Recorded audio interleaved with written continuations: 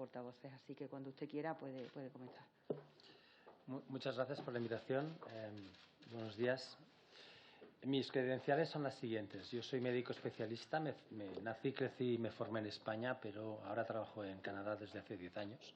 Soy médico especialista en el tratamiento del dolor, trabajo en la unidad de dolor más antigua y más prestigiosa de Canadá.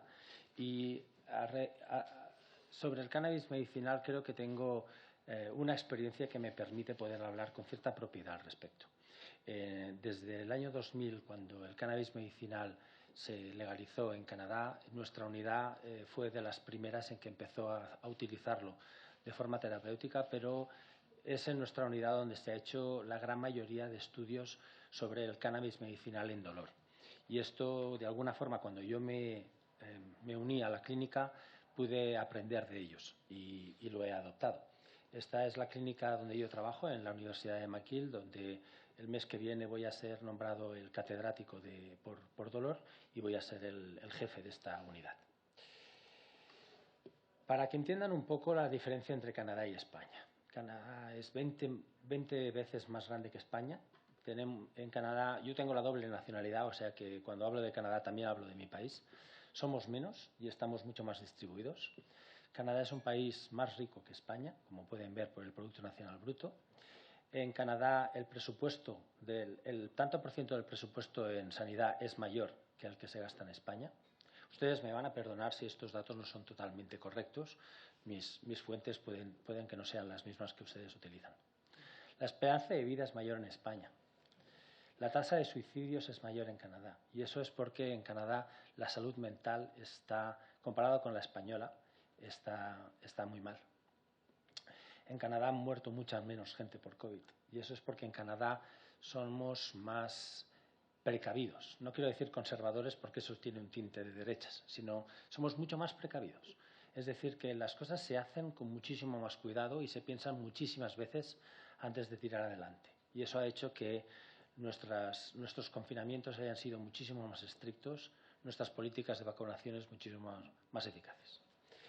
Y encontré esta frase: España es el cuarto mejor país para vivir, pero no para prosperar, porque en Canadá se prospera, pero es que los jueves no hay paella y eso no es calidad de vida. En sanidad, Canadá está dividido en 13 provincias. Cada provincia tiene la sanidad transferida a cada provincia, que es lo que aquí conocemos por comunidades autónomas. El modelo sanitario de Canadá es un modelo público y universal para los residentes. En España se fuma más que en Canadá, el tabaco, quiero decir, pero en Canadá hay más tasa de gente que está considerada adicta al alcohol y a las sustancias, incluyendo al cannabis. El tanto por ciento de población que consume cannabis, que les tengo que recordar que ahora es legal, es superior en Canadá que en España. Les quiero presentar un pequeño timeline, perdónenme porque está un poco ocupada esta diapositiva. El cannabis empezó por estar prohibido al principio del siglo XX y estaba prohibido por culpa de la morfina, porque la primera crisis de opioides que ocurrió en Estados Unidos fue después de la Guerra Civil, que los soldados de la Guerra Civil empezaron a consumir opioides y, como somos los humanos que lo estropeamos todo, pues empezamos a consumir los opioides de forma irregular y llevó a las adicciones. Y se puso el cannabis en la misma... Y el cannabis, como también provoca adicciones, pues se puso en la misma bolsa y se prohibió. Progresivamente hubo un movimiento social a favor de ver al cannabis como menos peligroso y menos... digamos, integrarlo más en la sociedad civil. El padre del actual primer ministro canadiense, Pierre Trudeau, dijo públicamente que no pasaba nada a unos estudiantes, que no pasaba nada si te fumabas un porro. Pero fue a través de 2 pacientes que tenían SIDA, que fue a través de ellos que apretaron a sus parlamentarios para conseguir que se legalizara. Porque fue el SIDA, en San Francisco en particular y en otros países, donde el SIDA estaba provocando estragos y el cannabis medicinal proporcionaba una ayuda, sobre todo para los que perdían muchísimo peso y habían perdido el apetito. A través de estos pacientes que apretaron tanto, en el año 2000 se aprobó que el cannabis medicinal se pudiera utilizar a través del autocultivo o a través de… se abrió la puerta a que hubieran productores de cannabis. En el 2013 se cerró la puerta al autocultivo, pero se abrió muchísimo más la puerta a los cultivadores y distribuidores de cannabis medicinal. Y en el 2018, y permítame que dé mi opinión, se cometió el error de legalizarlo para el uso recreativo también.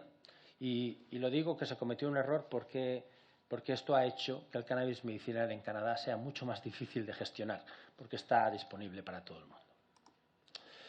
Quiero hablar del cannabis medicinal en particular sobre los productores. Hay cerca de 500 empresas que cultivan, manipulan, distribuyen o venden cannabis medicinal en todo Canadá.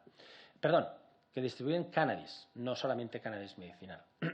Para uso medicinal, el paciente que lo quiere necesita que un médico le haga una receta, por decirlo así. No es bien una receta como la usamos nosotros, pero es un documento que el paciente necesita para poder obtener el producto. Tiene que estar firmado por un médico y la compra se hace online. No se va a ninguna tienda a comprarlo. No hay farmacias para esto. El uso recreativo es diferente. Solamente se puede comprar cuando eres mayor de 21 años. Solamente se pueden comprar 30 gramos por compra. Nadie te impide que puedas comprar varias veces al día o en varias tiendas. Se puede comprar vía online o en tienda autorizada. No se permite el cultivo de cannabis y la posesión por persona son de 150 gramos de cannabis seco o de su equivalente en extractos. Les voy a plantear ciertos aspectos del cannabis medicinal y he hecho un ejercicio de pros y contras para intentar ser lo más objetivo posible. Porque yo no vengo a venderles nada, lo que vengo es a explicarles mi historia natural con el cannabis. En Canadá cualquier médico puede indicar el cannabis medicinal. Eso está bien porque facilita que los pacientes tengan acceso. Si su médico está abierto a hacerlo, pues lo puede obtener. El problema es que gracias a eso se creó un conjunto de gente pseudocientíficos, médicos, pseudocientíficos que daban el cannabis medicinal sin poner demasiada atención a quién y al cómo. Y eso evidentemente era con un fin lucrativo. Se hicieron muchísimo dinero a esta gente. Hay guías de recomendación para el uso medicinal. Estas guías nos indican cómo empezar. Antes de estas guías, en inglés nos decían que el cannabis medicinal había que empezar go slow, start low, but go. Ahora ya sabemos que hablamos incluso de dosis, de miligramos, de formulaciones para poder empezar. Eso ayuda a que los que tengamos o que tengan menos experiencia puedan empezarlo siguiendo con recomendaciones conservadoras. Sin embargo, las guías no están basadas en evidencia y no tenemos evidencia porque no hay ensayos clínicos apropiados. Las contraindicaciones están muy bien descritas y esto es lo mejor. Ya sabemos no sabemos cómo hacerlo bien, pero sabemos cómo no hacerlo mal. Esto promueve las buenas prácticas clínicas, sin embargo, no tenemos evidencia suficiente para decir que a largo plazo el cannabis medicinal, y quiero repetir, el medicinal y no el recreativo, tenga efectos a largo plazo. Los mejores estudios realizados, y se han hecho en Canadá, más de un año no han demostrado efectos a largo plazo. Algunas indicaciones están muy bien definidas y yo como experto en dolor me toca hacerlo, porque en el campo del dolor es donde probablemente hay mayor evidencia científica y en donde probablemente el cannabis debería ser metido antes. El segundo campo donde yo lo metería antes es en el campo de la oncología, pero para tratar síntomas. Como ha dicho el ponente anterior, el cannabis no sirve para curar nada, sirve para tratar cosas, pero no para curar nada. La falta de evidencia hace que se puedan intentar usar para muchas otras patologías de forma inapropiada e induciendo a errores, aunque funcione. Hay formulaciones orales en forma de aceite, hay formulaciones inhaladas, que es la planta seca. Bajo ningún concepto en Canadá se sugiere al paciente que fume, pero sí que inhale, porque las formulaciones orales te dan un control de largo plazo y las inhaladas te dan un control inmediato. Esto te permite que puedas adaptarte a los síntomas del paciente. Un paciente que tiene náuseas no se puede tomar un aceite que le va a tardar 2 horas en funcionar.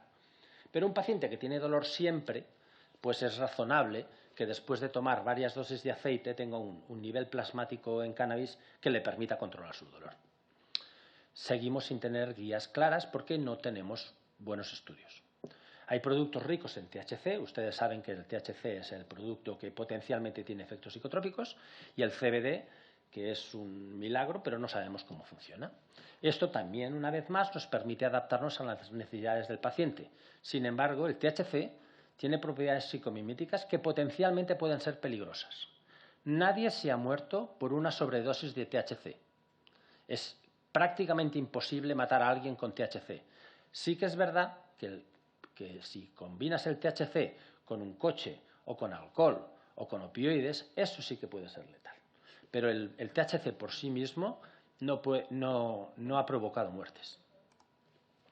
Los pacientes han tenido acceso al cannabis incluso antes de haberlo consultado con el médico. En Canadá ocurre porque, como es legal el uso recreativo, pues los pacientes lo han probado y luego nos lo vienen a pedir. Eso está bien, porque al menos el paciente ya sabe lo que ha probado, le ha funcionado y ya, digamos que de alguna manera tienes al paciente un poquito más vendido. Y lo segundo, y desgraciadamente, es que aprendemos del paciente. Los médicos somos muy malos escuchando a los pacientes sobre sus consejos.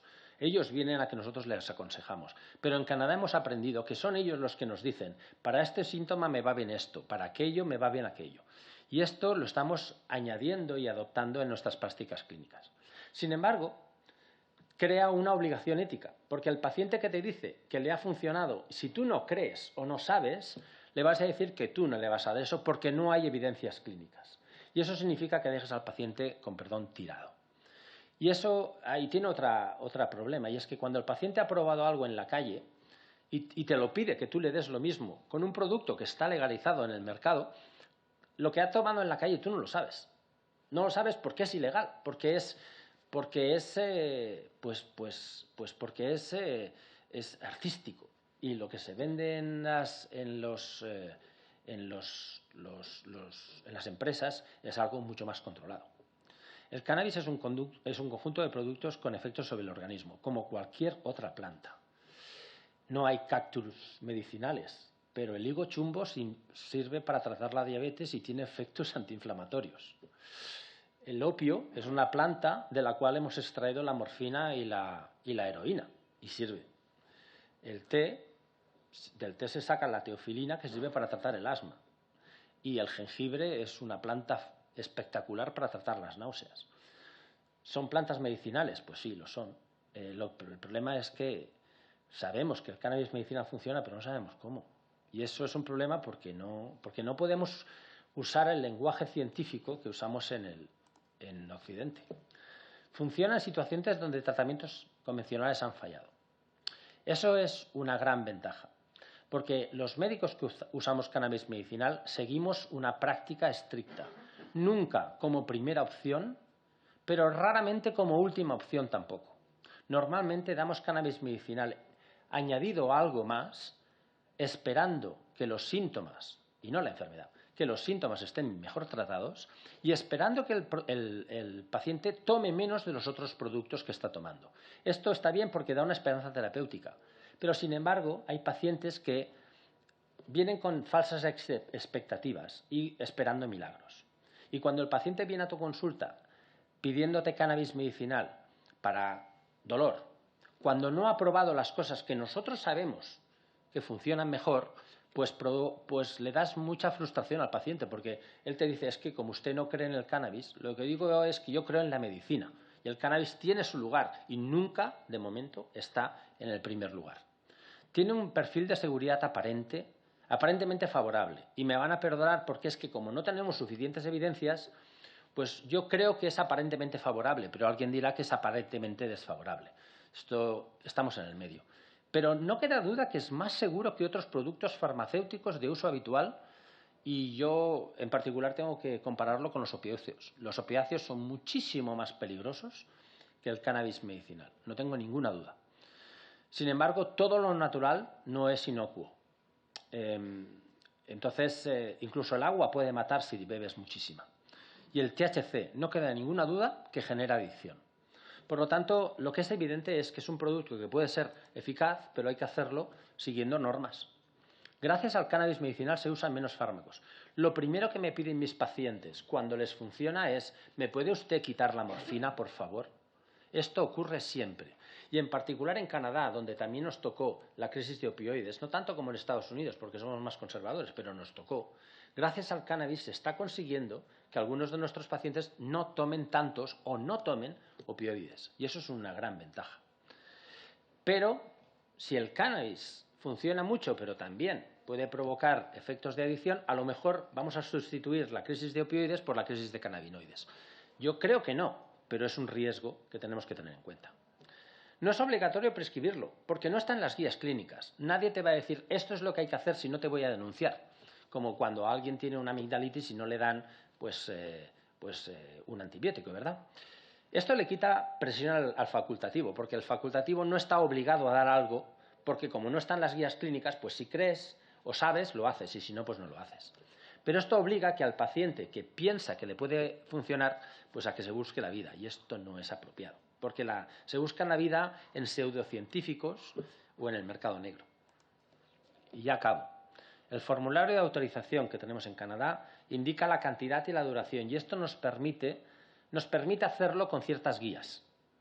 Pero en ocasiones impone límites que pueden ser arbitrarios, cuando el facultativo no tiene suficiente experiencia o no tiene suficiente conocimiento. No está cubierto por el sistema público canadiense y el cannabis es caro, sobre todo el CBD. Por lo tanto, es bueno porque no tiene impacto sobre el gasto sanitario canadiense, pero tiene impacto sobre el gasto sanitario del paciente. En los pacientes donde yo usaría más cannabis es el paciente con síntomas de dolor oncológico. Y estos pacientes no se lo puedo dar porque no tienen dinero.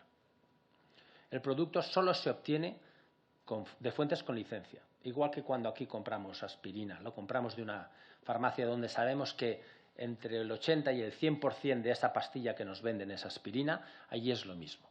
Es decir, que es un producto seguro y constante. Sabemos que es un cannabis medicinal que no tiene aditivos, que es un producto que no está contaminado, que se han usado productos químicos que son favorables, que no van en contra del cuerpo humano. Sin embargo, en ocasiones los productores se quedan sin producto. Y esto hace que nuestros pacientes sufran porque tienen que buscar algo parecido. Mis conclusiones. ¿Qué se ha hecho menos bien y qué es mejorable? Ahora mismo el cannabis medicinal en Canadá es más caro que el cannabis recreativo y eso es una auténtica tragedia. Porque cuando yo le quiero dar cannabis medicinal a un paciente me dice, pues si me voy a la tienda lo voy a comprar más barato. El problema es que en la tienda el que le va a recomendar cannabis medicinal es un vendedor, no es un médico. Y eso es simplemente incorrecto. Por eso yo creo que el cannabis medicinal tiene que ir muchísimo por delante que el cannabis recreativo. Los productores han tenido carta blanca para producir y vender, sin tener en cuenta que lo que están vendiendo está basado en evidencia cero. Los productores nos vienen a la clínica a vender nuevos productos cannabinoides o nuevos ositos de goma con cannabis y esto está muy más allá de lo que es la ciencia. Sanidad Canadá pone demasiadas barreras para hacer investigación. La gracia de legalizar un producto es que se puede hacer investigación, que es lo que no tenemos. Pero en Canadá han abierto la puerta a la investigación, pero han puesto muchísimas barreras para poder hacerla como nosotros podemos hacerla. Por eso no hacemos. En mi opinión, la regulación médica tiene que ir por delante de la recreativa. Los prescriptores necesitan una formación específica, porque así nos aseguraremos que nadie va a hacer negocio haciendo las cosas mal. Si lo hacen negocio haciendo las cosas bien es cosa suya, pero por lo menos no lo harán haciendo mal. Los productos disponibles han de ser considerados fármacos. Creo que fármacos significa algo que está bien controlado y que está dispensado por alguien que sabe lo que está haciendo. Y los productores deberían promover la investigación. Es decir, que el dinero que se van a ganar produciendo estos fármacos o estos productos debería ser volcado en hacer investigación. Con esto he acabado mi presentación. Espero que les haya sido de utilidad. Muchas gracias. Pues muchas gracias, señor Pérez Martínez. Pasamos al turno de los grupos parlamentarios. Por el Grupo Parlamentario Vasco tiene la palabra la señora Gorospe. Sí. Gracias, presidenta. Gracias, señor Pérez, por su información. Bueno, hemos intentado sacar alguna foto. No se ve muy bien, o sea que agradeceremos que nos aporte esta documentación para poder tenerla en cuenta. Bueno, la verdad es que ha hecho afirmaciones chocantes, ¿no? Procede usted, es un estudioso de Canadá, donde hay amplia experiencia en esta cuestión, tanto en el ámbito del uso terapéutico como, decía usted, en el recreativo, pero circunscribiéndonos al ámbito del uso terapéutico, al uso medicinal, que es para lo que estamos trabajando en esta subcomisión, usted dice, sabemos que funciona, pero no cómo. Es necesario avanzar en la investigación. ¿Cuáles son las barreras que hay que eliminar? Usted ha sido defensor, he leído en alguna ocasión, de que para avanzar en la investigación es necesario avanzar en la regulación. ¿Cómo deberíamos dar esos pasos? ¿Qué pasos se deberían dar para, con esa precaución a la que usted se refería en su condición de canadiense, que dice que son ustedes precavidos? ¿Qué pasos deberíamos dar para trabajar bien? Porque no parece, usted nos ha expuesto aquí la experiencia de Canadá, hemos tenido oportunidad de poder escuchar la de Grecia, la de Portugal, y parece que ninguna de las fórmulas que se nos está exponiendo podemos decir, pues esto funciona bien y podemos tener estas experiencias en cuenta. ¿Por qué hay tantas barreras? ¿Por qué hay tantas limitaciones? ¿Y por qué hay pocas experiencias, a mi juicio, por lo que voy escuchando, de éxito para poder tener en cuenta y que realmente los pasos que se den desde la precaución sean acertados? Y esa regulación que usted dice que se debería avanzar, y nosotros consideramos que también, ¿en qué sentido debería ir y cuáles, a su juicio, se ha tenido oportunidad de estudiar otras experiencias en otros ámbitos, aquella que deberíamos contemplar y analizar con más interés? Gracias. Gracias, señora Gorospe. Por el Grupo Parlamentario Confederal de Unidas Podemos en Común Podem Galicia en Común, tiene la palabra la señora Medel. Bienvenido, doctor Jordi Pérez. La mayoría de los comparecientes que se han opuesto… Este no está. Perdón. Nada. Es igual. Adelante. La mayoría de los comparecientes que se han opuesto al uso medicinal del cannabis sativa se basan en estudios realizados en personas adictas al cannabis. Es decir, que no toman el cannabis para tratar un problema médico como puede ser el dolor, ¿no? Es decir, un consumo de finalidad no médica. Sin embargo, no hay estudios concluyentes en personas que lo consumen como tratamiento médico, porque, como usted ha señalado, pues los estudios no son concluyentes y es difícil, además, iniciar ese tipo de estudio. ¿Cree, entonces, usted que los estudios de los que han presentado aquí, de los grupos de adicciones, no pueden extrapolarse a las personas que lo consumen con finalidad médica? Y no debe ser esta extrapolación decisiva para decidir si regular el cannabis o no regularlo. Y la siguiente pregunta es que los problemas de normalización de la dosis, ¿no?, que es un problema para que de lo que es el cannabis natural, claro. Dada la realidad, ¿no sería mejor eliminar la cuestión del ensayo clínico, no considerarla como absolutamente necesaria y simplemente aceptar el hecho de que mucha gente usa cannabis como tratamiento con finalidad médica, no recreativa? Y que la responsabilidad de los gobiernos ante esa realidad es que el consumo de cannabis sea lo más seguro posible, que debe ser esa la finalidad. Bueno, usted creo que ya lo ha dicho claramente, que está usted en contra del autocultivo. Pues es que era una pregunta, pero ya lo ha dicho. Gracias. Gracias, señora Medel. Por el Grupo Parlamentario Vox tiene la palabra el señor Stigma. Muchas gracias, doctor Pérez. Mire, primero le agradezco la sinceridad con la que ha expuesto sus opiniones. Claro, aquí hay varios médicos. Uno de ellos, el doctor Salvá y yo mismo.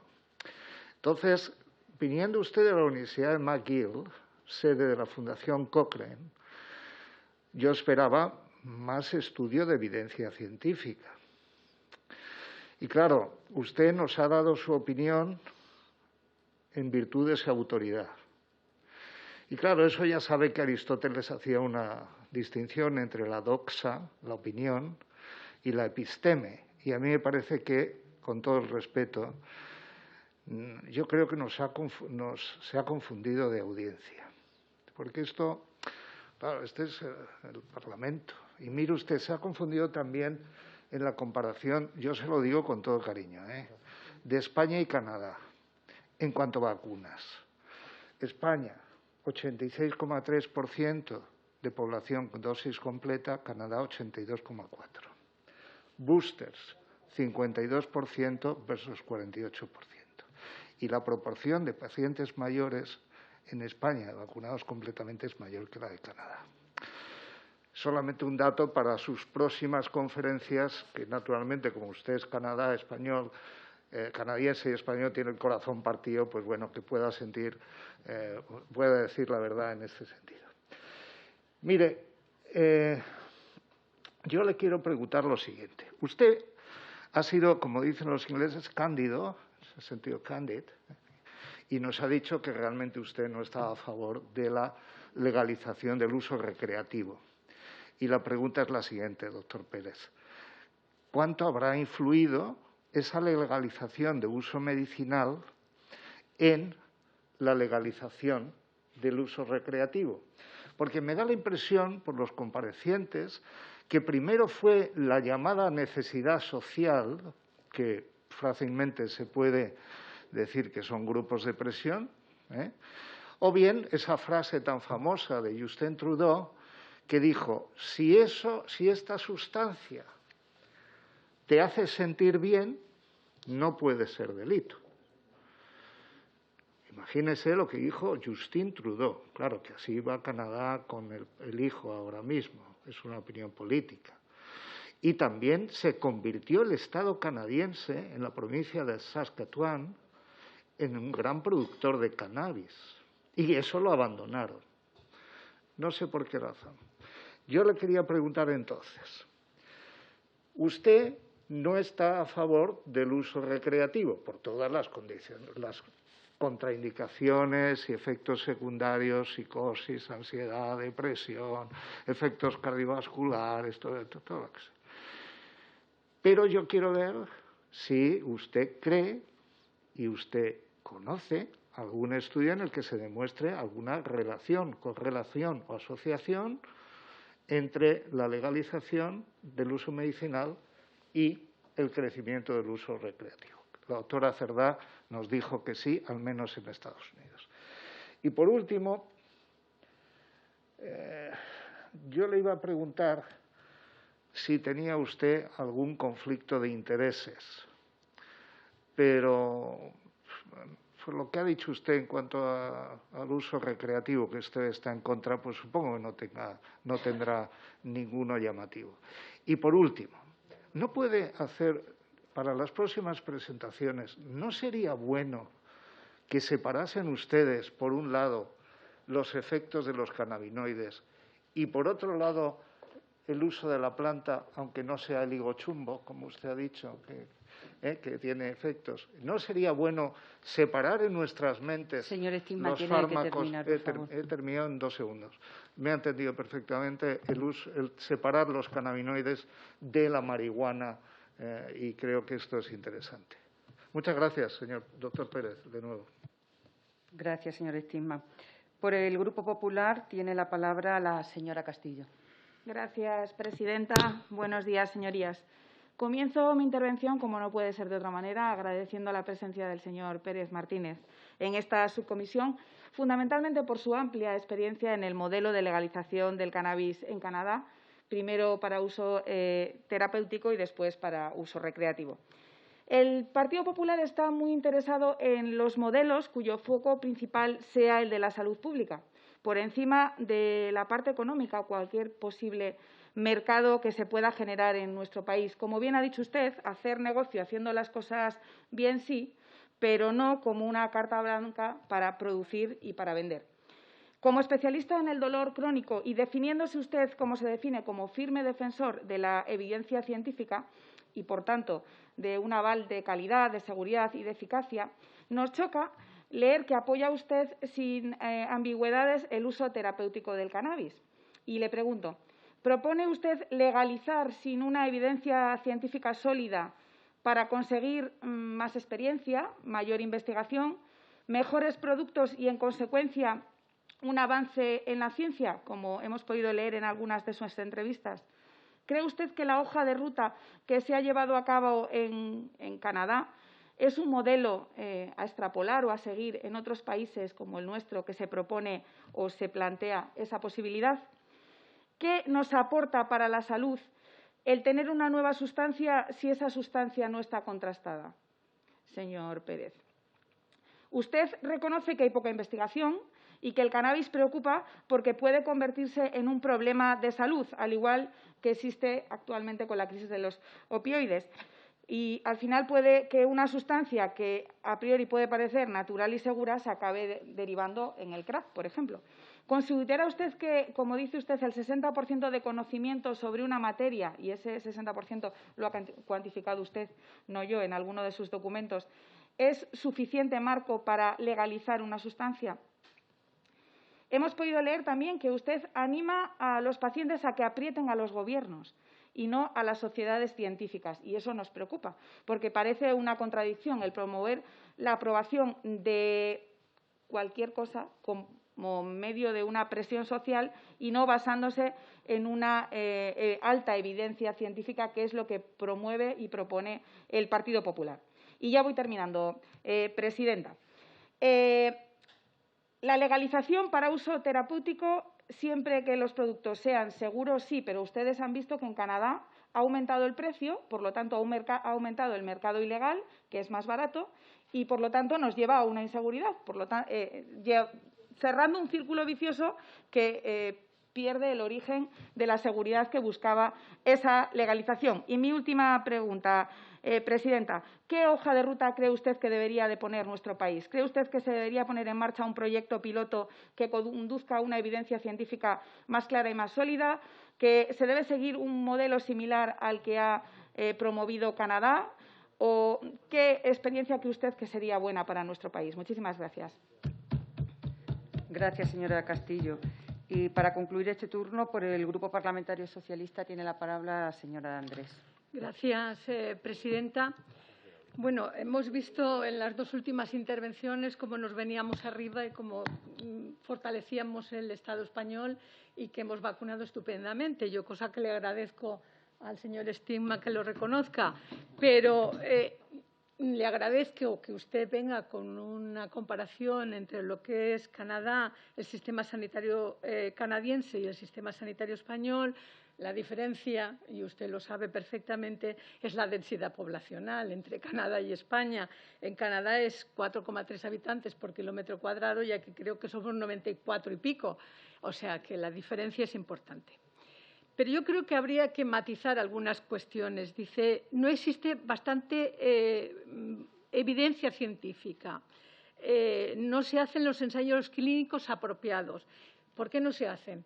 Porque en Canadá, en concreto, usted ha dicho porque es muy restrictiva la investigación. Pero en Europa, según el informe del interviniente anterior, también es débil, muy débil, moderada. ¿Porque se invierte poco en investigación en este sentido o porque no se sabe cómo funciona el cannabis y no sabemos cómo hacer la investigación? Lo digo porque queda usted como que no se dedica a investigar. Que para dejarlo claro en el sentido de la cuestión, ¿cuáles son los impedimentos que evitan profundizar en la investigación? Luego, respecto a las expectativas del uso del cannabis, independientemente de lo que la derecha transmita respecto al tema del interés económico, que aquí lo que se busca es el interés y la respuesta a la ciudadanía. Riesgos-beneficios. Usted ha hablado del dolor oncológico. ¿Nos podría decir en qué grado es el dolor oncológico? Porque aquí hay 2 médicos, pero el resto de los mortales a lo mejor no sabemos cuál es el dolor oncológico, porque seguramente esta gente utiliza otro tipo de medicamentos bastante tóxicos, seguramente, si considero que es la suficiente gravedad. Y respecto a los efectos secundarios, usted ha dicho que produce adicción, ¿no? Es evidente que una persona no va a morir por un exceso de THC, pero produce adicción. ¿Hasta qué punto el riesgo-beneficio en este sentido, a largo plazo, como usted ha dicho, podría poner algún ejemplo en este sentido para que lo tengamos más claro? Y nada más y muchas gracias. Gracias, señora de Andrés. Pues tiene usted la palabra, señor Pérez, para contestar o matizar lo que usted crea conveniente en esta segunda intervención. Respondiendo a la señora Gorospe, la presentación la tienen aquí, o sea que la pueden pedir. Para avanzar en la investigación, desafortunadamente se necesitan que las compañías farmacéuticas acepten poner dinero sin ganar mucho el retorno. No se puede patentar una planta. Ese es el problema. Se puede patentar una molécula, pero no una planta. Se puede patentar una forma de administración de una planta, pero no una. Y ese es el problema, que las empresas farmacéuticas, las grandes empresas farmacéuticas hacen el dinero cuando encuentran una molécula que funciona espectacular.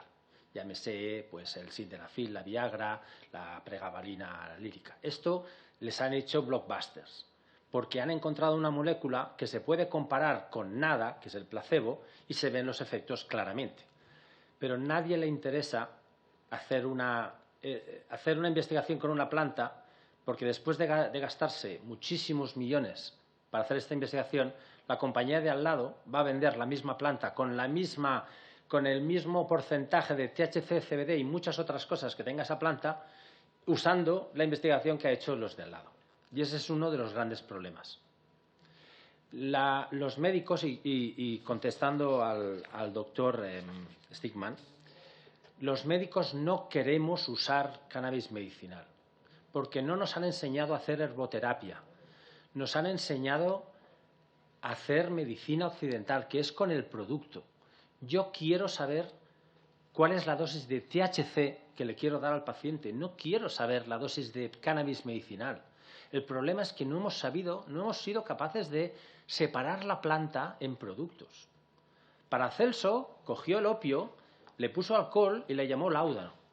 Pero eso no es la medicina que queremos hacer. Lo que queremos hacer es lo que hicieron los alemanes. Cogieron el opio e hicieron morfina. Ya no damos opio a la gente, damos morfina.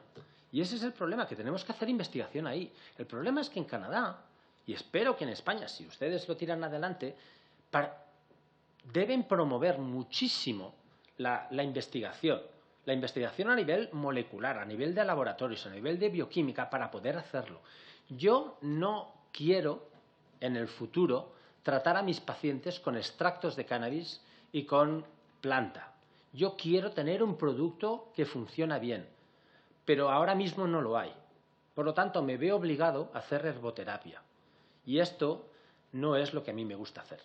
Pero sé que les funciona. Pero es que hacer investigación con herboterapia es prácticamente imposible. Lo que pasa es que tenemos un cargo ético y estos pacientes usan herboterapia y les funciona. ¿Y cómo le vas a quitar esto a un paciente?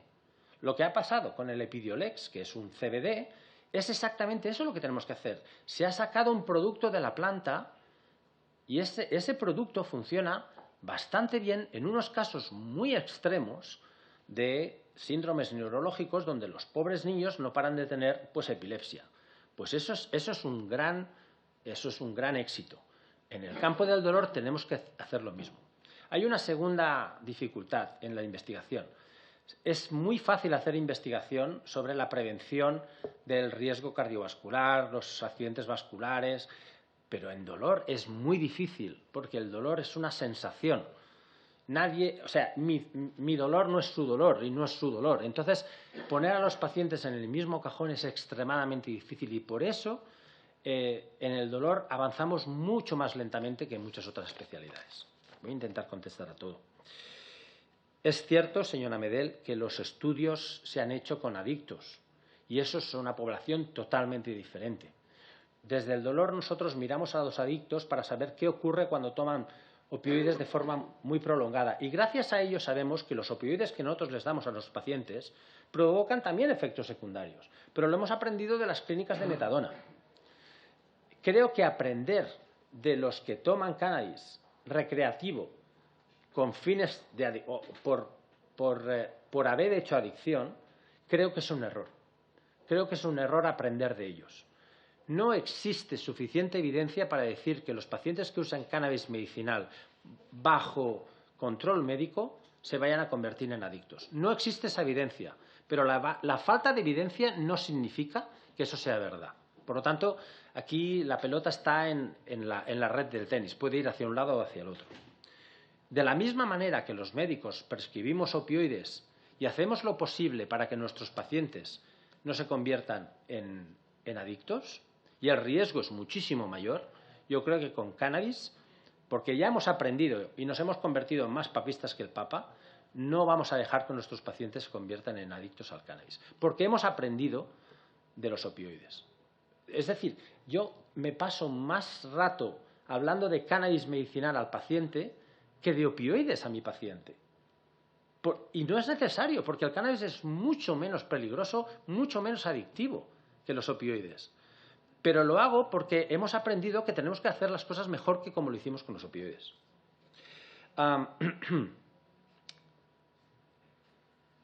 Sobre la idea de quitarle la responsabilidad al médico, señora Medel, sobre pues que hagan las plantas y que cultiven sus plantas pero es que si queremos que sea medicinal tenemos que meter al médico y los médicos tenemos una mente muy cuadrada y son 2 y 2 son 4 y en cannabis medicinal 2 y 2 está entre 3 y 5 y no sabemos y eso es una auténtica tragedia.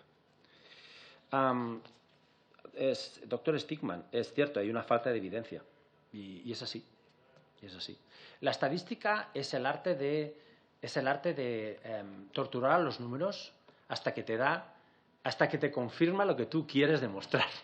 Y en cannabis medicinal, desafortunadamente, la estadística se usa como arma de doble filo. Hay muchísimos, pero muchísimos más revisiones y metaanálisis que estudios bien hechos.